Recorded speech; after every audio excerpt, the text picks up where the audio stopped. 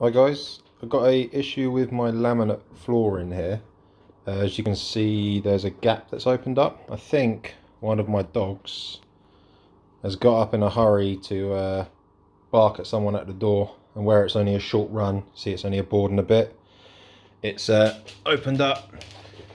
So you can see here that I've got probably a 2mm gap. See if I can get a bit of a better. So I've got sort of like a 2mm gap. I think where I've left my expansion joint gap around the edge of the laminate for expansion, and where it's only a board and a bit, where they've got up quickly, their claws have probably gone in here, and they've put enough force on it that I think they probably broke this tongue, and it's allowed the board to slide back a bit. So like if I show you like these two bits of laminate here, this is only cheap laminate flooring. I can see even on this one, this little corner here already's chipped. So if I was to put these together just on the floor here, so now they're together obviously tight, you can see the difference in the joints. If I push these apart, they won't come apart, but if I was to bang that or put enough force on that, it would probably snap this little tongue and allow it just to slide in and out of itself. Obviously I can't push them together, they basically come in, clip together, and they lock in. But if you damage this lip or the outside lip, then you damage them. As I say, they're quite easy to damage.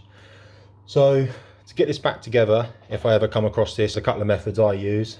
You can either hit it, like push it like that, which I'm going to probably use that method, but I'll use my feet instead. My shoes, a bit more grip and a bit more force. Where I haven't got the skirting on, as you've seen, and it's only a short run, I can actually get on the other end of the board where it would be under the skirting in the gap I've left. I could get like a pry bar or crowbar, big screwdriver, and just slowly put a bit of pressure on it, you know, like that, to push the boards in, and where it's only a little bit of board, that will work nice and controlled. But the other way I've done it before is I've put a bit of tape on the top of the laminate and then held the tape up and sort of banged the back of the tape. But you know, you can damage the top of your laminate kicking it and hitting it. Obviously you can scuff and damage the top of your flooring as well, and if you pry it from the corner, you can obviously chip the corners. So it's not ideal, but obviously I don't want a gap.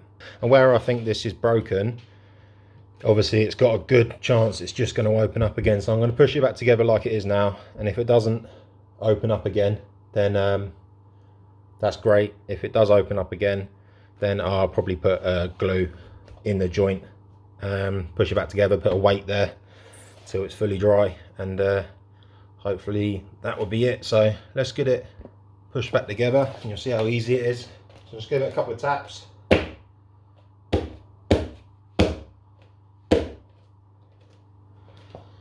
And that's back together. As you can see, it's the same as the ones here now, the joints are the same. So that's it, that's the laminate flooring pushed back up. I think we're going to roll with that, see if it's if it holds out, and if it doesn't, as I said, I'll glue it. But that's how we get them pushed back together.